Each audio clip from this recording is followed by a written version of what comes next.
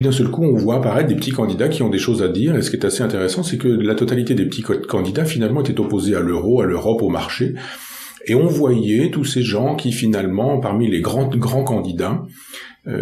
semblaient s'opposer, mais finalement disaient à peu près la même chose, parce que les grands candidats sont tous des gens qui nous disent qu'il faut rester dans l'Europe, y compris les gens qui nous disent qu'on peut envisager une sortie de l'Europe,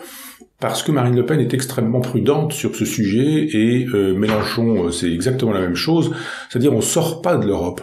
On ne sort pas de l'Europe. On demande aux Français ce qu'ils en pensent après qu'on ait proposé des négociations qui permettront de toute façon à l'Europe, en lâchant un petit peu de l'Est ici ou là, de donner l'impression que finalement on a négocié, Marine Le Pen ne sort pas de l'Europe, Jean-Luc Mélenchon ne sort pas de l'Europe, on donnera des petites choses qui symboliquement donneront l'impression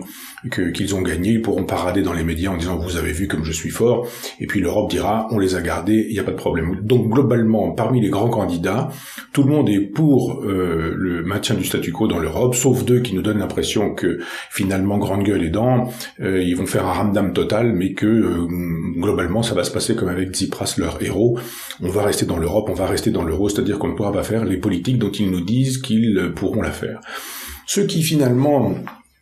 sont des petits, le sont peut-être assez probablement parce que ils sont ceux qui disent qu'ils ne veulent pas, franchement, de cette Europe-là.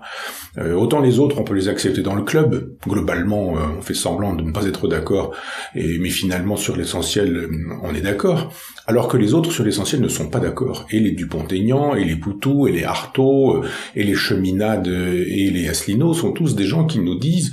que finalement, il faut sortir de l'Europe, et peut-être l'un des plus convaincants a été, je confonds, je ne sais plus si c'est Cheminade ou Asselineau, mais